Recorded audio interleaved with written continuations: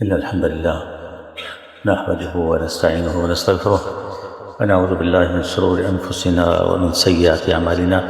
من يهده الله فلا مضل له ومن يضلل فلا هادي له وأشهد أن لا إله إلا الله وحده لا شريك له وأشهد أن محمدا عبده ورسوله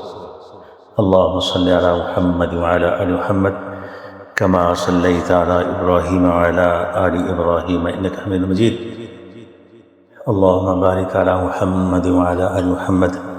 كما باركت على إبراهيم وعلى آل إبراهيم إنك حميد مجيد اللهم انفعنا بما علمتنا وعلمنا ما ينفعنا وزدنا علما الحمد لله على كل حال ونعوذ بالله من حال أهل النار أما بعد فإن خير الحديث كتاب الله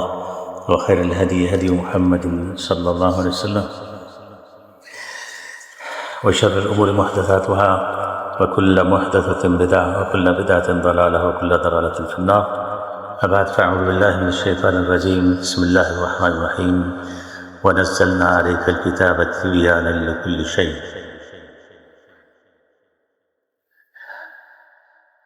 اس میں کوئی شک نہیں کہ اس دنیا میں ہر معاشرہ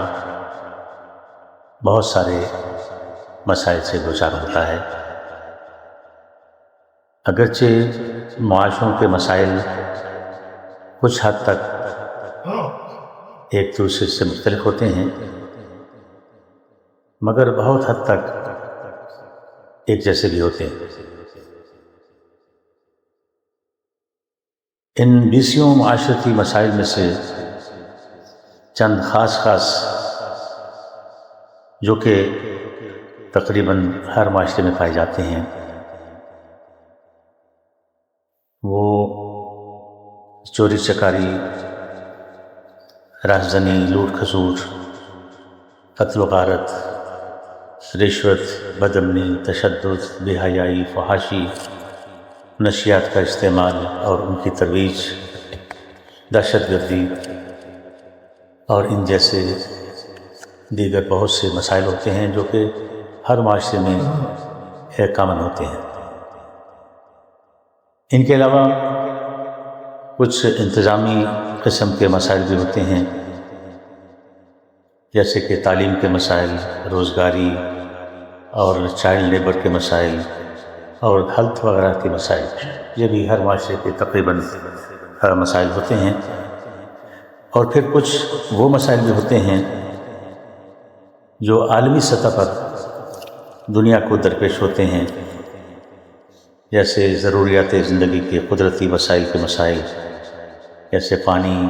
آئل، گیس وغیرہ کے مسائل ہیں۔ اسی طرح وہ مسائل بھی ہوتے ہیں جو قدرتی آفات کی صورت میں ہوتے ہیں، یہ بھی تقریباً ہر معاشرے کے مسائل ہوتے ہیں۔ مگر اس وقت ہمارا موضوع سخن وہ مسائل نہیں ہیں بلکہ وہ مسائل ہیں جو انسانی رویوں کے نتیجے میں پیدا ہوتے ہیں، بالخصوص وہ مسائل جو پورے معاشرے کو اپنی لپیٹ میں لے لیتے ہیں، جنہیں اجتماعی مسائل کہا جاتا ہے۔ ورنہ ہر معاشرے میں انفرادی مسائل بھی ہوتے ہیں جو ہر آدمی کے ساتھ الگ الگ ہوتے ہیں، اور وہ ایسے مسائل ہیں کہ جن سے دنیا کا کوئی انسان مستثنی نہیں ہے، البتہ اتنا ہے کہ وہ مسائل آتے اور جاتے رہتے ہیں۔ لیکن اجتماعی مسائل پہلے تو یہ ہے کہ آسانی سے حل نہیں ہوتے، اور اگر وہ حل ہو جائیں تو پھر ان کی جگہ کوئی نئی مسائل پیدا ہو جاتے ہیں، اور یہ سلسلہ یوں ہی جاری اور ساری رہتا ہے، زندگی بھر یہ مسائل آتے رہتے ہیں، پیش آتے رہتے ہیں۔ اب ہمیں جاننا یہ ہے کہ مسائل کیوں کر پیدا ہوتے ہیں، ان کے اسباب کیا ہیں اور ان کا حل کیا ہے، قرآن و حدیث کی روشنی میں۔ تو مسائل کے اسباب کا خلاصہ کچھ یوں بیان کیا جا سکتا ہے کہ انسانی معاشرے میں اجتماعی زندگی گزارتے وقت مسائل کا پیدا ہونا ایک فطری بات ہے، اور اس کے اسباب میں سے طبیعتوں اور مزاجوں کا اختلاف ہے، چاہتوں اور خواہشوں کا اختلاف ہے، فطری کمزوریوں کا وجود اور ان پر قابو پانے میں ناکامی۔ مثلا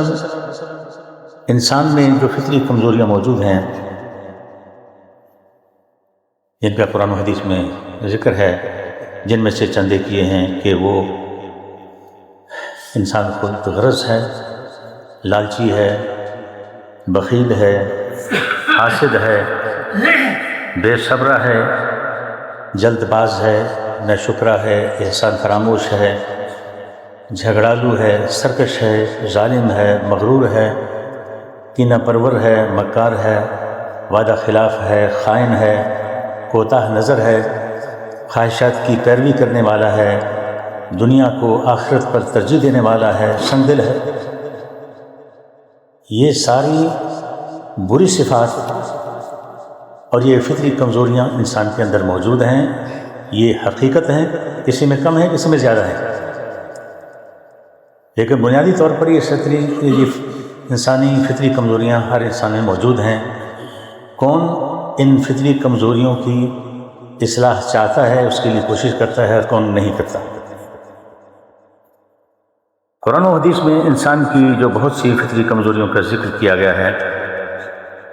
یہ ان میں سے چند ایک ہیں۔ یہ کمزوریاں، یہ خامیاں، یہ کوتاہیاں ہمیں نظر آتی ہیں، لیکن دوسروں میں اپنے اندر نظر نہیں آتی۔ یہ فطری کمزوریاں اور صفات مذمومہ جو انسان میں پائی جاتی ہیں، یہ دراصل قابل اصلاح ہیں، یعنی ان کی فطری کمزوریاں ضرور موجود ہیں، لیکن ان کی اصلاح ممکن ہے، اور اللہ نے رکھی بھی اس لیے ہیں تاکہ انسان ان کی اصلاح کر کے کامیابی حاصل کرے۔ اور بطور امتحان یہ کمزوریاں انسان کی فطرت اس کے سرشت میں رکھی گئی ہیں تاکہ وہ انسان ان کی اصلاح کر کے ایک اچھا انسان بن کر دکھائے کہ جس سے اس کی دنیا بھی خوشگوار ہو جائے، اسے حیات طیبہ دنیا میں نصیب ہو کہ جس کا اللہ نے وعدہ کیا ہے، اور ان کے ذریعے اس کی آخرت بھی سمجھ جائے۔ اگر یہ کمزوریاں، یہ خامیاں، یہ بری صفات انسان کے اندر جوں کی توں موجود رہیں، انسان ان کی اصلاح کی کوشش نہ کرے، بلکہ ان کی ضرورت ہی محسوس نہ کرے ان کو ٹھیک کرنے کی، تو کیا سمجھتے ہیں کہ پھر مسائل، معاشرے میں مسائل پیدا نہیں ہوں گے؟ ضرور ہوں گے، یقیناً ہوں گے، بلکہ مزید برآں جب ان اخلاق رذیلہ اور صفات مذمومہ کو تقویت دی جائے گی، صرف یہ نہیں کہ ان کی اصلاح کی کوشش نہیں کی، بلکہ ان کو مزید مضبوط کیا جائے گا، انہیں برانگیختہ کیا جائے گا، ان کی حوصلہ افزائی کی جائے گی، ان کی پشت پناہی کی جائے گی، انہیں آرٹ بنا کر پیش کیا جائے گا، تو پھر تصور کریں کہ معاشرے کا منظر کیا ہوگا، اس کے حالات کیا ہوں گے، معاشرے میں کیا کیا بد امنی ہوگی، لڑائی جھگڑے ہوں گے، فتنے فساد ہوں گے، مسائل پیدا ہوں گے۔ اب غور کریں کہ جس معاشرے میں فتنوں کے دور کی علامات ظاہر ہونے لگیں، جہاں رویبضہ یعنی گھٹیا اور کمینے لوگ امور عامہ پر گفتگو کرنے لگے، جیسے کہ حدیث میں ایک قیامت کی علامات میں سے ایک علامت یہ بیان کی گئی ہے کہ گھٹیا اور کمینے قسم کے لوگ لوگوں کی اصلاح پر گفتگو کرنے لگیں گے، جہاں دعات علی ابواب جہنم، کہ لوگ جہنم کے دروازے پر کھڑے اس کی طرف بلا رہے ہوں گے، جیسا کہ حدیث میں ہے، یعنی گناہ کے کاموں کی طرف بلا رہے ہیں، بے حیائی کی طرف بلا رہے ہیں، ناچ گانے کی طرف بلا رہے ہیں، جہاں میڈیا مغرب کا آلہ کار بنا ہوا ہو اور لوگوں کو گمراہ کر رہا ہو، جہاں دین کا سر عام مذاق اڑایا جا رہا ہے، جیسا کہ ہمارے ہاں کا میڈیا ہے، جہاں حمد اور نعت بھی انڈین گانوں کی طرز پر گائے جا رہے ہوں، جہاں سیاسی جلسوں میں بے حیائی فحاشی کا منظر ہو، جہاں کوئی اشتہار عورت کی تصویر کے بغیر مکمل نہ ہو، جہاں ٹی وی پروگراموں میں کھلم کھلا بے حیائی کی ترغیب دی جا رہی ہو، جہاں موبائل فونز کمپنیوں کے پیکج رات بھر فری سروس مہیا کریں اور نوجوان نسل کو تباہ کر رہے ہوں، جہاں ضرورت کی ہر چیز دن بدن مہنگی ہوتی جا رہی ہو مگر موبائل فون سستے ہوتے جا رہے ہوں، کیبل ڈش اور انٹرنیٹ کی سروس کی قیمتیں کم ہوتی جا رہی ہوں، جہاں اپنے اقتدار کو طول دینے کے لیے لوگوں کو بیوقوف بنایا جا رہا ہو یا اقتدار کے حصول کے لیے عوام کو بے وقوف بنانے کی کوششیں کی جا رہی ہوں، جہاں دین کے دائرے دار سر عام گندی گالیاں بک رہے ہوں، جہاں دھرنوں سے شہریوں کی زندگی کو اجیرن بنایا جا رہا ہو، جہاں طاقتور لوگ قانون نافذ کرنے والے اداروں کے ہاتھ سے مجرموں کو چھڑا لے جاتے ہوں، جہاں حکومت وقت کو مفلوج کیا جا رہا ہو، جہاں حکمران نااہل ہوں اور جہاں عدالتوں سے انصاف نہ مل رہا ہو، جہاں گواہ، وکیل اور قاضی برائے فروخت دستیاب ہوں، جہاں طاقتور ادارے انصاف کی راہ میں حائل ہوں اور لوگوں پر اپنی مرضی مسلط کرنا چاہتے ہوں اور میڈیا ان کا ہم نوا بنا ہوا ہو، وہاں امن و امان کیسے پیدا ہو سکتا ہے اور جرائم پر کیسے قابو پایا جا سکتا ہے؟ بات ہو رہی تھی کہ معاشرے کے مسائل کے اسباب و وجوہات کی، تو ہم نے جانا کہ معاشرے کے مسائل کو اجتماعی طور پر اس کے حقیقت میں ہم خود ذمہ دار ہیں کہ اپنی فطری کمزوریوں کی اصلاح کر کے جہاں ہمیں اچھے انسان بننا تھا، وہاں اس کے برعکس ہم نے اپنی خامیوں، کوتاہیوں اور بری صفات سے خوب کام لیا اور جی بھر کر اس سے استفادہ کیا اور مسائل کا ملبہ حکومت پر ڈال دیا۔ جان لیجئے کہ افراد کی کامیابی اور معاشرے کی کامیابی اصلاح نفس کے بغیر ممکن نہیں ہے۔ قد افلح من زکاہا وقد خاب من دساہا، یقیناً فلاح پا گیا وہ جس نے نفس کا تزکیہ کر لیا، اور ناکام و نامراد ہوا وہ جس نے اس کو دبا دیا، خاک میں ملا دیا۔ دنیا کی کامیابی ہو یا آخرت کی کامیابی، صرف اور صرف اصلاح نفس میں مضمر ہے، اور ہم جو مسائل کے حل کے لیے اصلاح معاشرہ کے لیے اغیار کے نظام کی طرف دیکھتے ہیں تو یہ ہماری اسلام سے ناواقفی کی دلیل ہے۔ اغیار نے جو معاشرے کے مسائل کو ایک مصنوعی طریقے سے حل کرنے کی کوشش کی ہے، جس میں انہیں ایک جزوی کامیابی تو ہوتی ہے، سرویلنس کے نظام کے ذریعے، ٹیکنالوجی کی مدد کے ذریعے اور پولیس کی کثرت کے ذریعے، تو یہ ایک مصنوعی کوشش ہے، ایک عارضی کوشش ہے، اور یہ طریقہ مکمل طور پر مسائل کا خاتمہ ہرگز نہیں کر سکتا۔ وقتی طور پر اور جزوی طور پر ان سے مسائل حل ہوتے ہیں۔ میرا مطلب ہرگز یہ نہیں ہے کہ ان مسائل کو،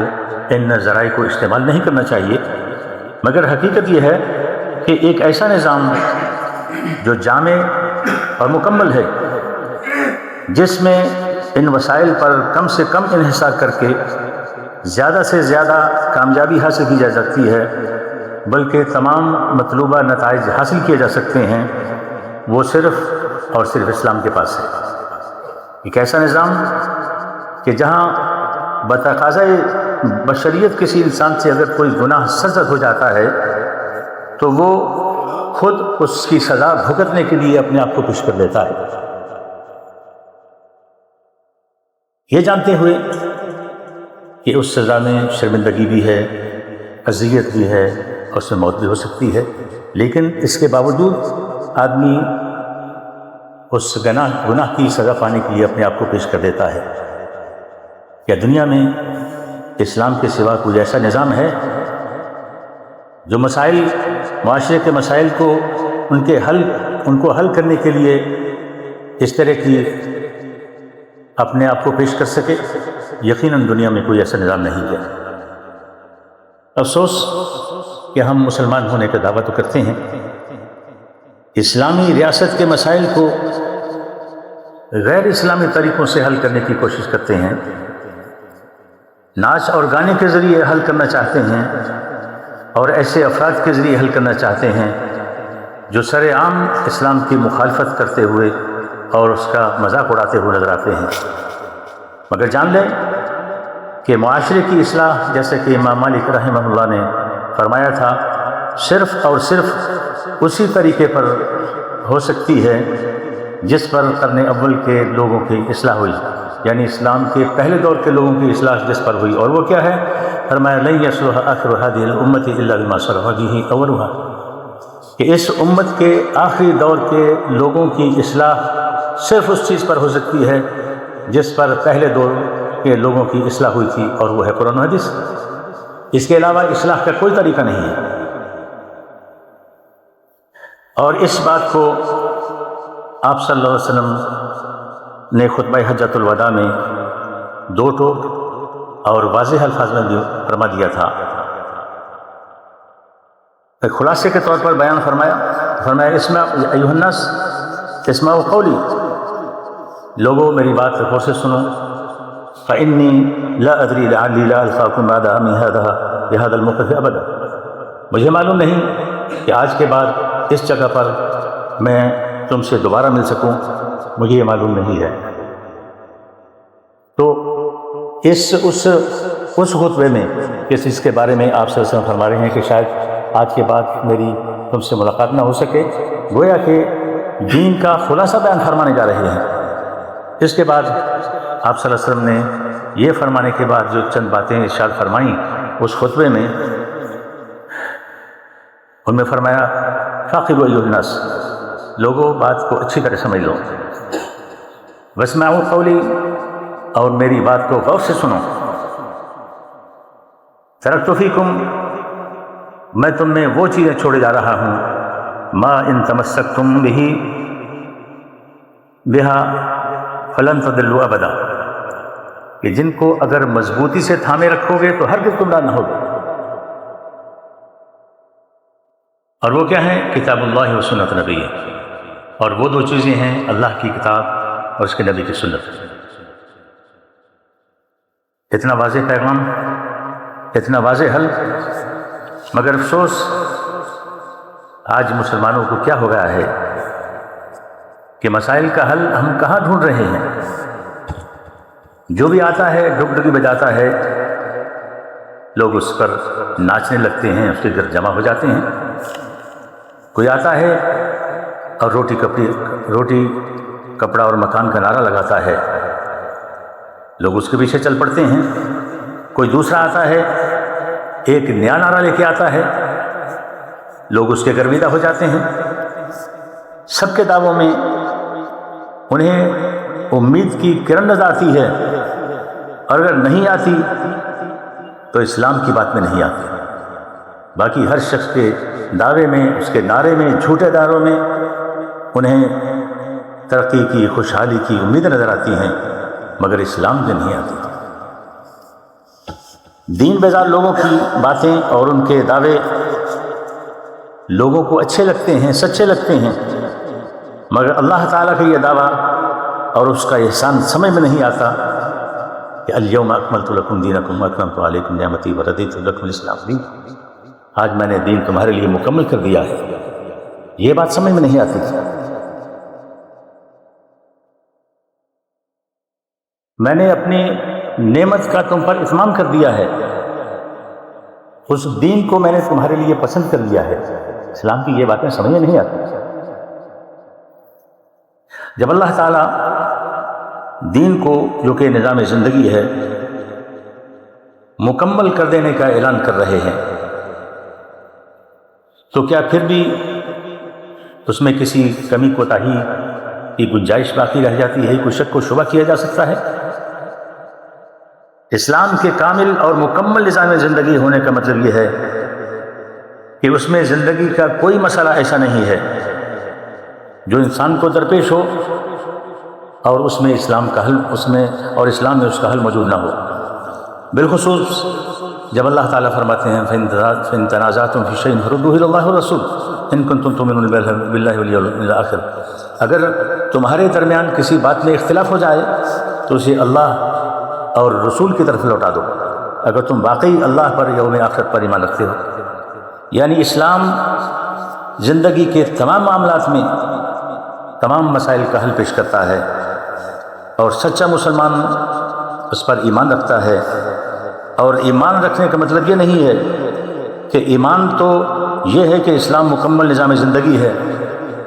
مگر ہمیں زندگی گزارنے کے لیے، دنیا کا نظام چلانے کے لیے مغرب کا نظام چاہیے، یہ ایمان نہیں ہے۔ معاشرے کے مسائل کا ذکر ہو رہا تھا اور ان کے اسباب اور علاج کا جاننے کی کوشش کر رہے تھے۔ ہمارے مسلم معاشروں میں بے شمار مسائل میں سے جو سب سے بڑا مسئلہ ہے وہ یہ ہے کہ مسلمان اسلام کے مکمل نظام ہونے کا اس پر پختہ یقین اور ایمان نہیں رکھتے۔ ایک سرسری سا ایمان ہے کہ ہم مسلمان ہیں اور اسلام سچا دین ہے اور مکمل دین ہے، لیکن یہ ایک سرسری اور زبانی بات ہے۔ حقیقت میں دل سے اس پر ایمان نہیں رکھتے۔ دل سے اس پر ایمان ہو کہ اسلام ہر مسائل کا حل پیش کرتا ہے اور مکمل نظام زندگی ہے، تو پھر دوسروں کے پاس ہم کیسے ڈھونڈنے جائیں گے؟ اللہ تعالیٰ کی طرف سے اسلام کے مکمل نظام زندگی ہونے کا اعلان ایک سچے مسلمان کے لیے خوشی اور سعادت کا اعلان ہے، اور کوئی مسلمان انفرادی طور پر یا بحیثیت امت مجموعی طور پر اس عقیدے پر پختہ ایمان رکھے بغیر ہرگز کامیاب نہیں ہو سکتا۔ حقیقت یہ ہے کہ اس دور میں ہمارے تمام مسائل کا سبب ہماری دین سے لا علمی اور ہمارا دین سے انحراف ہے، اور ہماری بدنصیبی کا یہ عالم ہے کہ اغیار اسلام کی حقانیت کو، اس کی خوبیوں کو اور دنیا کے مسائل کا واحد حل سمجھتے ہوئے اسے سراہتے بھی ہیں اور اسلام کو قبول کرتے ہیں، اس کو اختیار بھی کرتے ہیں، اور وہ بھی بغیر ہماری محنت کے، کہ اللہ تعالیٰ نے اسلام میں ایسی سچائی رکھی ہے، ایسی کشش رکھی ہے کہ ہر وہ شخص جو بغیر کسی تعصب کے اسلام کا مطالعہ کرتا ہے وہ اسلام کو مانے بغیر نہیں رہ سکتا۔ مگر ہم اغیار کی مادی ترقی سے مرعوب ہو کر ان کی نقالی میں ایک دوسرے پر سبقت لے جانے پر فخر کرتے ہیں، ان کے رہن سہن، ان کے چال چلن اور حتیٰ کہ لباس زیب تن کرنے کو خوشحال اور خوشگوار زندگی کا ہم اس کو ضامن سمجھتے ہیں۔ غور کیجئے کہ اس سے بڑھ کر تنزلی اور پستی اور بدنصیبی کیا ہوگی کہ جس قوم کو اللہ تعالیٰ نے پوری انسانیت کا رہنما اور میر کارواں بنا کر بھیجا، ان کی اصلاح کے لیے بھیجا، ان کی رہنمائی اور ہدایت کے لیے بھیجا، ہم انہیں اپنا نجات دہندہ بھی سمجھتے ہیں، ان کی چاپلوسی اور کاسا لیسی کرتے ہیں۔ افسوس کہ آج مسلمانوں کی تنزلی اور پستی کی سب سے بڑی اور بنیادی وجہ یہی ہے کہ ہم نے اسلام کو صرف چند بنیادی عبادات تک محصور کر دیا ہے، محدود کر دیا ہے،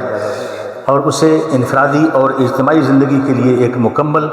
نظام اور ضابطے کے طور پر اپنانے کو تیار نہیں ہے، اور ساتھ ہی اس کا قصوروار ہم حکومتوں کو سمجھتے ہیں، جبکہ ہم اپنے جسم پر، اپنی ذات پر اس کو نافذ کرنے کے لیے تیار نہیں ہیں، لیکن ذرا اس کا ملبہ ڈالتے ہیں تو حکومتوں پر ڈالتے ہیں کہ حکومت اس کا انتظام نہیں کرتی۔ حکومت جو انتظام نہیں کرتی، گھر میں جو اپنے اوپر آپ نافذ کر سکتے ہیں وہ نہیں کرتا، اور الزام دوسروں پر۔